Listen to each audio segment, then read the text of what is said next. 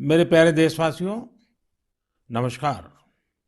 जब मैं मन की बात करता हूं तो ऐसा लगता है जैसे आपके बीच आपके परिवार के सदस्य के रूप में उपस्थित हूं। हमारी छोटी छोटी बातें जो एक दूसरे को कुछ सिखा जाए, जीवन के खट्टे मीठे अनुभव जो जी भर के जीने की प्रेरणा बन जाए, बस यही तो है मन की बात। आज 2021 की जनवरी का आखिरी दिन है। क्या आप भी मेरी तरह ये सोच रहे हैं कि अभी कुछ ही दिन पहले तो 2021 शुरू हुआ था? लगता ही नहीं कि जनवरी का पूरा महीना बीत गया है। समय की गति इसी को तो कहते हैं। कुछ दिन पहले की ही तो बात लगती है जब हम एक दूसरे को शुभकामनाएं दे रहे थे। फिर हमने लोहड़ी मनाई, मकर संक्रांति मनाई, पोंगल, बिहू मनाया। देश के अलग अलग हिस्सों में त्योहारों की धूम रही। 23 जनवरी को हमने नेताजी सुभाष चंद्र बोस के जन्मदिन को पराक्रम दिवस के तौर पर मनाया और 26 जनवरी को गणतंत्र दिवस की शानदार परेड भी देखी। राष्ट्रपति जी द्वारा संसद के संयुक्त सत्र को संबोधन के बाद बजट सत्र भी शुरू हो गया है। इन सभी के बीच एक और कार्य हुआ जिसका हम सभी को बहुत इंतजार रहता है। ये है पद्म पुरस्कारों की घोषणा। राष्ट्र ने असाधारण कार्य कर रहे लोगों को उनकी उपलब्धियां और मानवता के प्रति उनके योगदान के लिए सम्मानित किया। इस साल भी पुरस्कार पाने वालों में वे लोग शामिल हैं जिन्होंने अलग अलग क्षेत्रों में बेहतरीन काम किया है। अपने कामों से किसी का जीवन बदला है, देश को आगे बढ़ाया है। यानी जमीनी स्तर पर काम करने वाले अनसंग हीरोज को पद्म सम्मान देने की जो परंपरा देश ने कुछ वर्ष पहले शुरू की थी, वो इस बार भी कायम रखी गई है। मेरा आप सभी से आग्रह है कि इन लोगों के बारे में, उनके योगदान के बारे में जरूर जानें। परिवार में उनके बारे में चर्चा करें। देखिएगा, सबको इससे कितनी प्रेरणा मिलती है। इस महीने क्रिकेट पिच से भी बहुत अच्छी खबर मिली। हमारी क्रिकेट टीम ने शुरुआती दिक्कतों के बाद शानदार वापसी करते हुए ऑस्ट्रेलिया में सीरीज जीती। हमारे खिलाड़ियों का हार्डवर्क और टीम वर्क प्रेरित करने वाला है। इन सब के बीच दिल्ली में 26 जनवरी को तिरंगा का अपमान देख देश बहुत दुखी भी हुआ। हमें आने वाले समय को नई आशा और नवीनता से भरना है। हमने पिछले साल असाधारण संयम और साहस का परिचय दिया। इस साल भी हमें कड़ी मेहनत करके अपने संकल्पों को सिद्ध करना है। अपने देश को और तेज गति से आगे ले जाना है। मेरे प्यारे देशवासियों, इस साल की शुरुआत के साथ ही कोरोना के खिलाफ हमारी लड़ाई को भी करीब करीब एक साल पूरा हो गया है। जैसे कोरोना के खिलाफ भारत की लड़ाई एक उदाहरण बनी है, वैसे ही अब हमारा वैक्सीनेशन प्रोग्राम भी दुनिया में एक मिसाल बन रहा है। आज भारत दुनिया का सबसे बड़ा कोविड वैक्सीन प्रोग्राम चला रहा है। आप जानते हैं और भी ज्यादा गर्व की बात क्या है? हम सबसे बड़े वैक्सीन प्रोग्राम के साथ ही दुनिया में सबसे तेज गति से अपने नागरिकों का वैक्सीनेशन भी कर रहे हैं। सिर्फ 15 दिन में भारत अपने 30 लाख से ज्यादा कोरोना वॉरियर का टीकाकरण कर चुका है, जबकि अमेरिका जैसे समृद्ध देश को इसी काम में 18 दिन लगे थे और ब्रिटेन को 36 दिन। साथियों, मेड इन इंडिया वैक्सीन आज भारत की आत्मनिर्भरता का तो प्रतीक है ही, भारत के आत्मगौरव का भी प्रतीक है। नमो ऐप पर यूपी से भाई हिमांशु यादव ने लिखा है कि मेड इन इंडिया वैक्सीन से मन में एक नया आत्मविश्वास आ गया है। मदुरई से कीर्ति जी लिखती हैं कि उनके कई विदेशी दोस्त उनको मैसेज भेजकर भारत का शुक्रिया अदा कर रहे हैं। कीर्ति जी के दोस्तों ने उन्हें लिखा है कि भारत ने जिस तरह कोरोना से लड़ाई में दुनिया की मदद की है, उससे भारत के बारे में उनके मन में इज्जत और भी बढ़ गई है। कीर्ति जी, देश का ये गौरवगान सुनकर मन की बात के श्रोताओं को भी गर्व होता है। आजकल मुझे भी अलग अलग देशों के राष्ट्रपति और प्रधानमंत्रियों की तरफ से भारत के लिए ऐसे ही संदेश मिलते हैं। आपने भी देखा होगा, अभी ब्राजील के राष्ट्रपति ने ट्वीट करके जिस तरह से भारत को धन्यवाद दिया है, वो देखकर हर भारतीय को कितना अच्छा लगा। हजारों किलोमीटर दूर दुनिया के दूर सुदूर कोने के निवासियों को रामायण के उस प्रसंग की इतनी गहरी जानकारी है, उनके मन पर गहरा प्रभाव है। ये हमारी संस्कृति की विशेषता है। साथियों, इस वैक्सीनेशन कार्यक्रम में आपने एक और बात पर अवश्य ध्यान दिया होगा। संकट के समय में भारत दुनिया की सेवा इसलिए कर पा रहा है क्योंकि भारत आज दवाओं और वैक्सीन को लेकर सक्षम है, आत्मनिर्भर है। यही सोच आत्मनिर्भर भारत अभियान की भी है। भारत जितना सक्षम होगा, उतनी ही अधिक मानवता की सेवा करेगा, उतना ही अधिक लाभ दुनिया को होगा। मेरे प्यारे देशवासियों, हर बार आपके ढेर सारे पत्र मिलते हैं।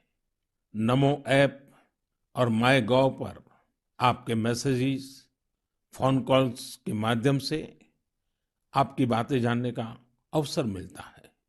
इन्हीं संदेशों में एक ऐसा भी संदेश है जिसने मेरा ध्यान खींचा। ये संदेश है बहन प्रियंका पांडे जी का।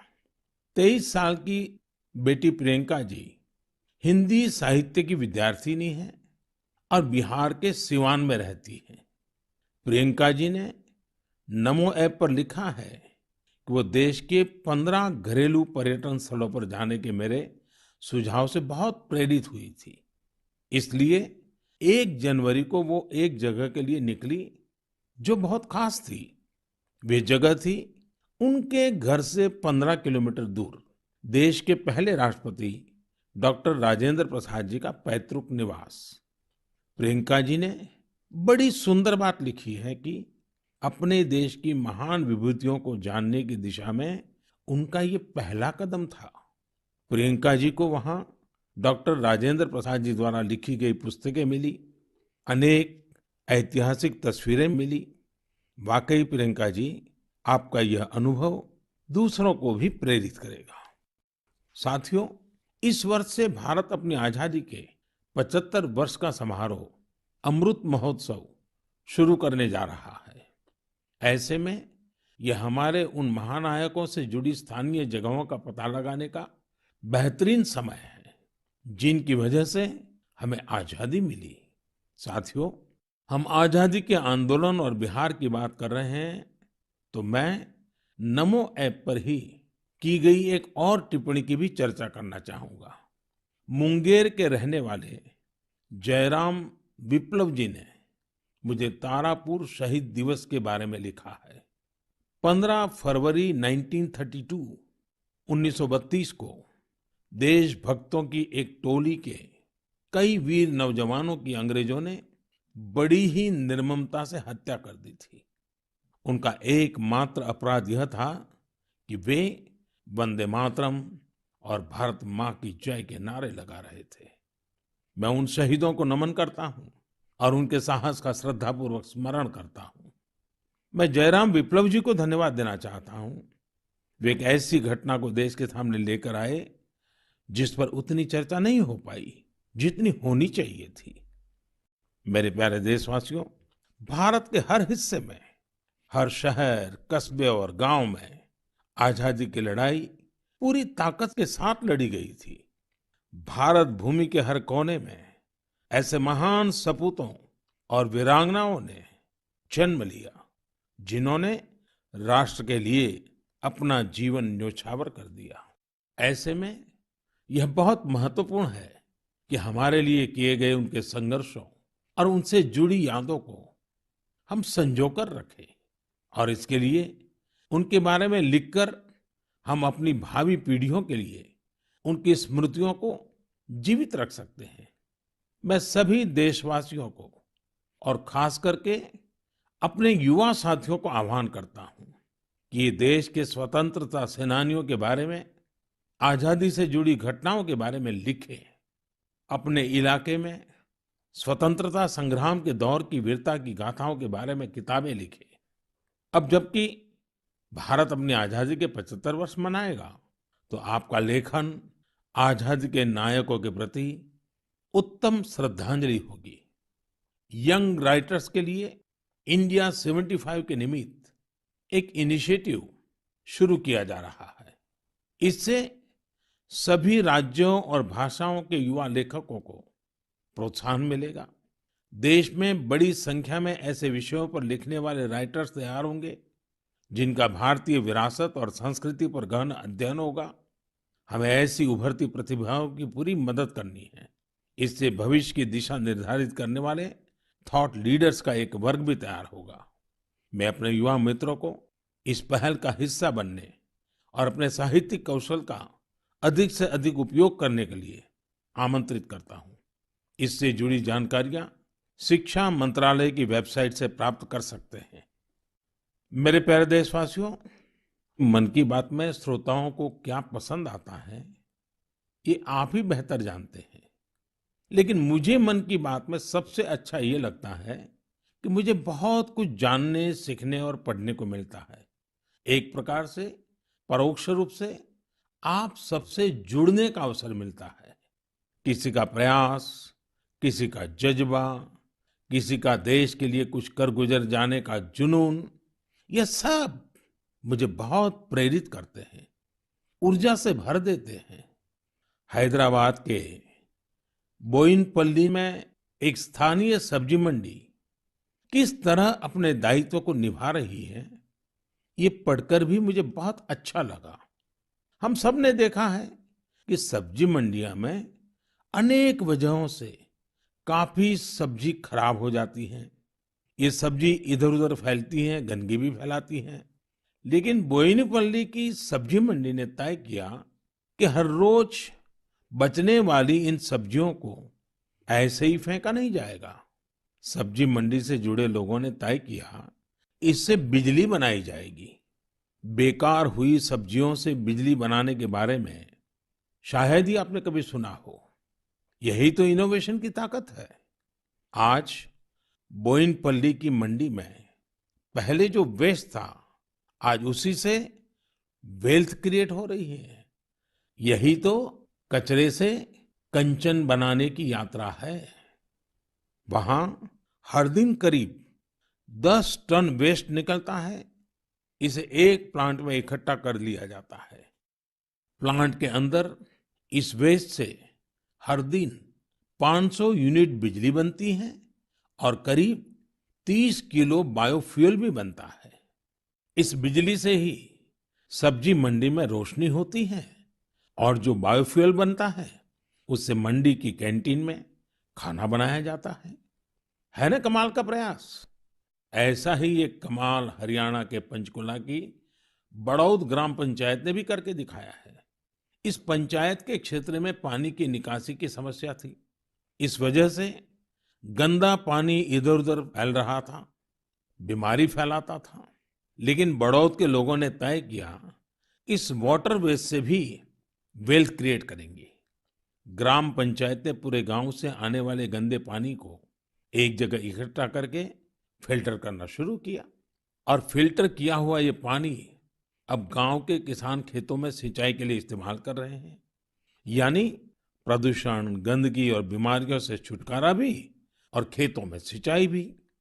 साथियों, पर्यावरण की रक्षा से कैसे आमदनी के रास्ते भी खुलते हैं, इसका एक उदाहरण अरुणाचल प्रदेश के तवांग में भी देखने को मिला। अरुणाचल प्रदेश के इस पहाड़ी इलाके में सदियों से मोन शुगु नाम का एक पेपर बनाया जाता है।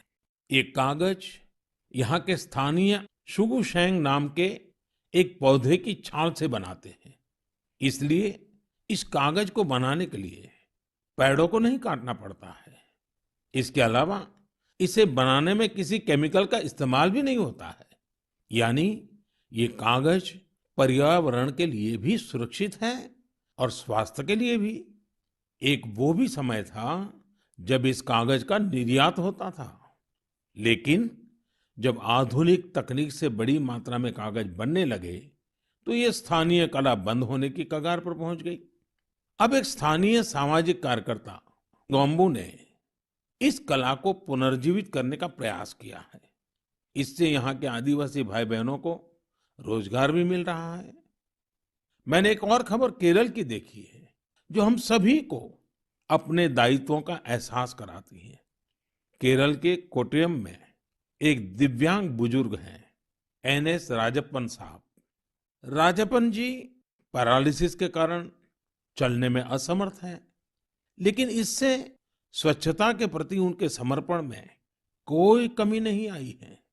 वो पिछले कई सालों से नाव से वेम्बनाड झील में जाते हैं और झील में फेंकी गई प्लास्टिक की बोतलें बाहर निकाल करके ले आते हैं। सोचिए, राजप्पन जी की सोच कितनी ऊंची है। हमें भी राजप्पन जी से प्रेरणा लेकर स्वच्छता के लिए जहां संभव हो अपना योगदान देना चाहिए। मेरे प्यारे देशवासियों, कुछ दिन पहले आपने देखा होगा अमेरिका के सैन फ्रांसिस्को से बंगलुरु के लिए एक नॉन स्टॉप फ्लाइट की कमान भारत की 4 विमेन पायलट्स ने संभाली। 10,000 किलोमीटर से भी ज्यादा लंबा सफर तय करके ये फ्लाइट 225 से अधिक यात्रियों को भारत लेकर आई। आपने इस बार 26 जनवरी की परेड में भी गौर किया होगा, जहां भारतीय वायुसेना की 2 विमेन ऑफिसर्स ने नया इतिहास रच दिया है। क्षेत्र कोई भी हो, देश की महिलाओं की भागीदारी लगातार बढ़ रही है। लेकिन अक्सर हम देखते हैं कि देश के गांवों में हो रहे इसी तरह के बदलाव की उतनी चर्चा नहीं हो पाती। इसलिए जब मैंने एक खबर मध्य प्रदेश के जबलपुर की देखी तो मुझे लगा कि इसका जिक्र तो मुझे मन की बात में जरूर करना चाहिए। ये खबर बहुत प्रेरणा देने वाली है। जबलपुर के चिचगांव में कुछ आदिवासी महिलाएं एक राइस मिल में दिहाड़ी पर काम करती थी। कोरोना वैश्विक महामारी ने जिस तरह दुनिया के हर व्यक्ति को प्रभावित किया, उसी तरह ये महिलाएं भी प्रभावित हुई। उनकी राइस मिल में काम रुक गया। स्वाभाविक है कि इससे आमदनी की भी दिक्कत आने लगी, लेकिन ये निराश नहीं हुई। इन्होंने हार नहीं मानी। इन्होंने तय किया कि ये साथ मिलकर अपनी खुद की राइस मिल शुरू करेगी। जिस मिल में ये काम करती थी, वो अपनी मशीन भी बेचना चाहती थी। इनमें से मीना रहंगडाले जी ने सब महिलाओं को जोड़कर स्वयं सहायता समूह बनाया और सबने अपनी बचाई हुई पूंजी से पैसा जुटाया। जो पैसा कम पड़ा, उसके लिए आजीविका मिशन के तहत बैंक से कर्ज ले लिया। और अब देखिए, इन आदिवासी बहनों ने वही राइस मिल खरीद ली जिसमें वो कभी काम किया करती थी। आज वो अपनी खुद की राइस मिल चला रही हैं। इतने ही दिनों में इस मिल ने करीब 3 लाख रुपए का मुनाफा भी कमा लिया है। इस मुनाफे से मीना जी और उनकी साथी सबसे पहले बैंक का लोन चुकाने और फिर अपने व्यापार को बढ़ाने के लिए तैयारी कर रही हैं। कोरोना ने जो परिस्थितियां बनाई, उससे मुकाबले के लिए देश के कोने-कोने में ऐसे अद्भुत काम हुए हैं। मेरे प्यारे देशवासियों, अगर मैं आपसे बुंदेलखंड के बारे में बात करूं, तो वो कौन सी चीजें हैं जो आपके मन में आएगी?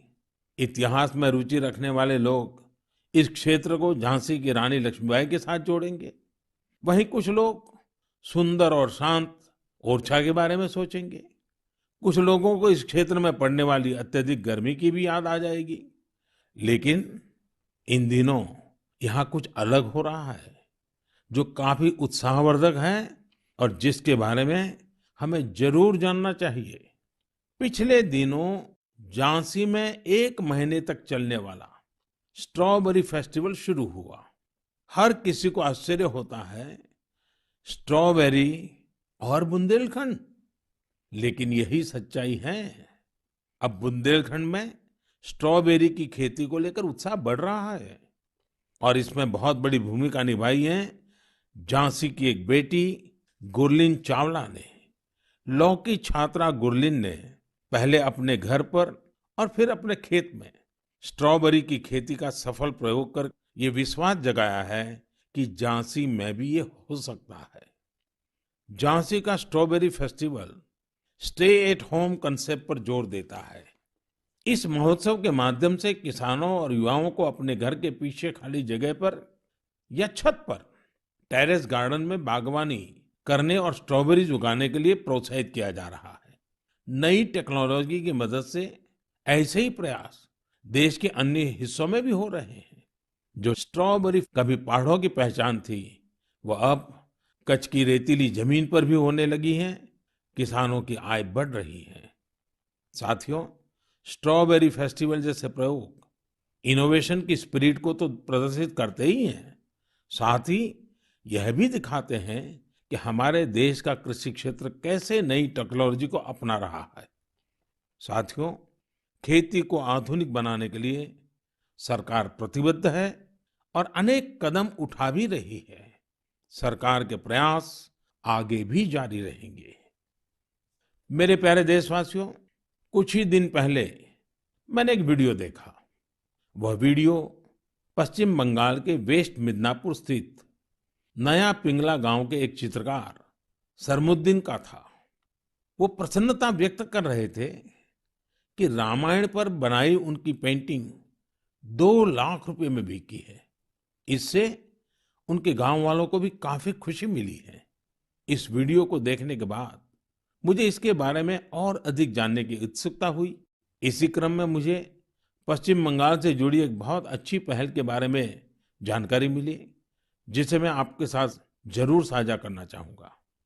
पर्यटन मंत्रालय के रीजनल ऑफिस ने महीने के शुरू में ही बंगाल के गांवों में एक इनक्रेडिबल इंडिया वीकेंड गेटवे की शुरुआत की।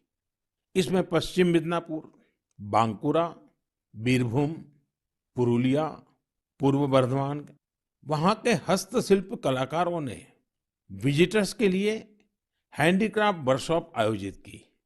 मुझे यह भी बताया गया कि इनक्रेडिबल इंडिया वीकेंड गेटवे के दौरान हैंडीक्राफ्ट्स की जो कुल बिक्री हुई, वो हस्तशिल्पकारों को बेहद प्रोत्साहित करने वाली है। देश भर में लोग भी नए नए तरीकों से हमारी कला को लोकप्रिय बना रहे हैं।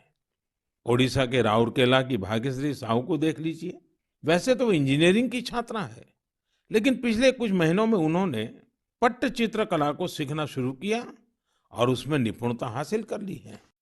लेकिन क्या आप जानते हैं कि उन्होंने पेंट कहाँ किया? Soft stones.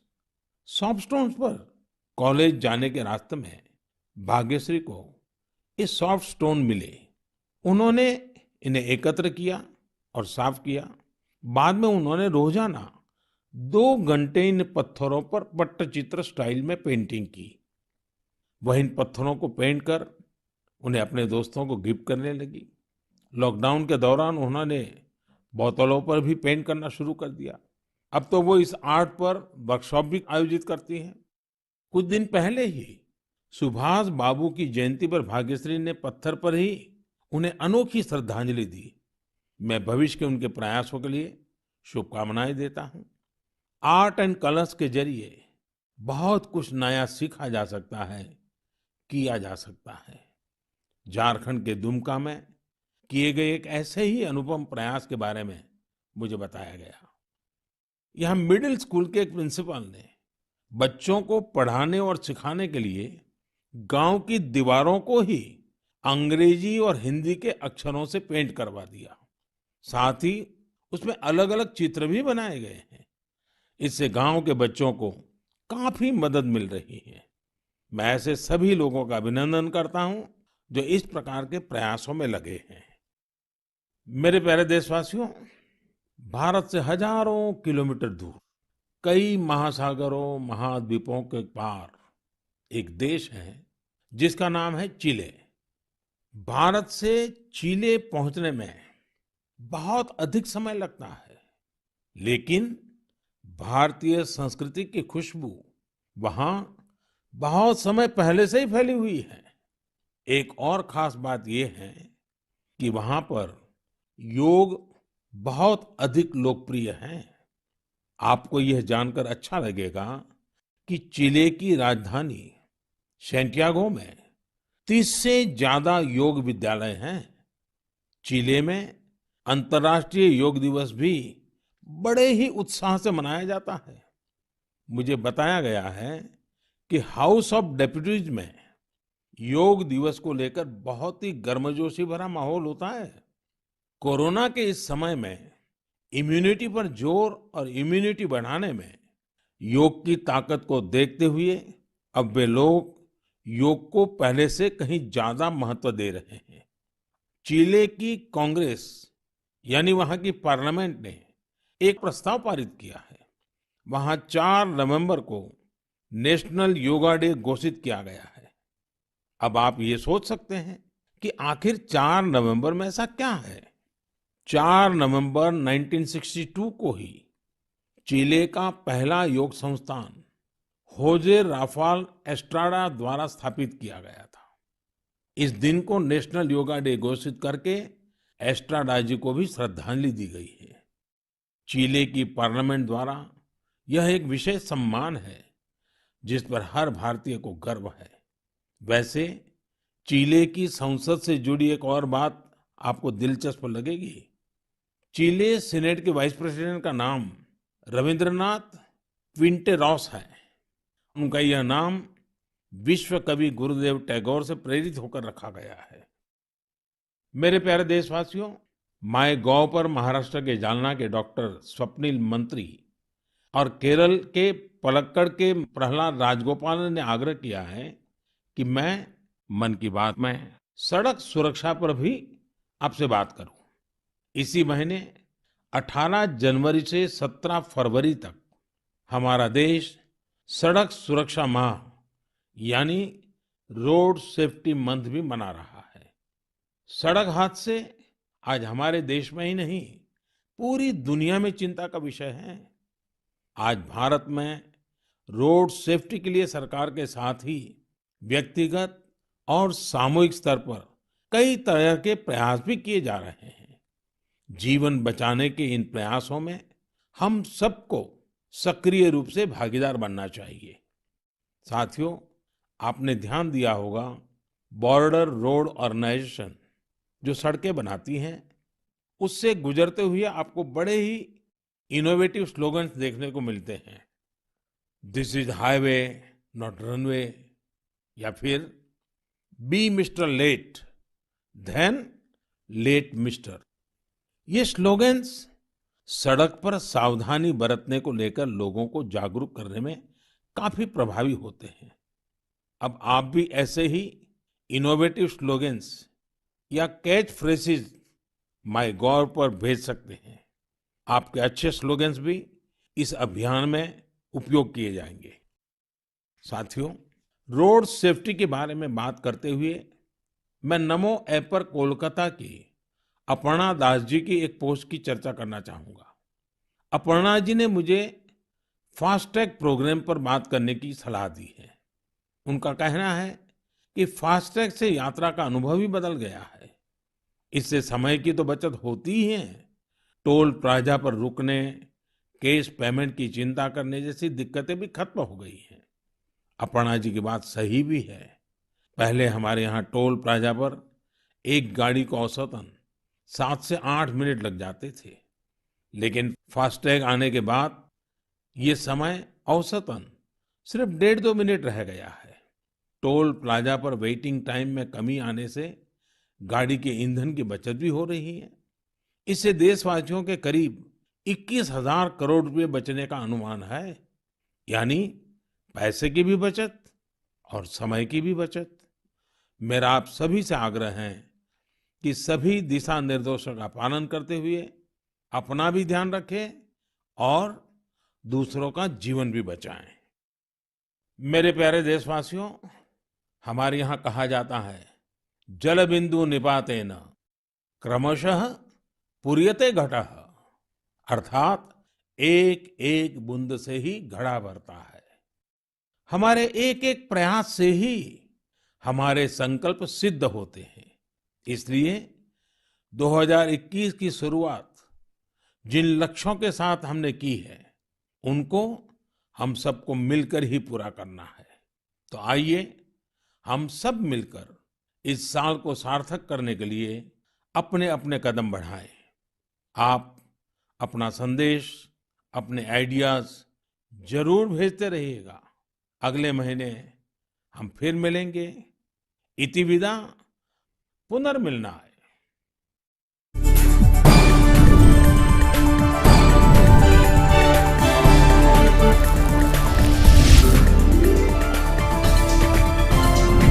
आप देख रहे हैं स्टार डी न्यूज, हर खबर का असर।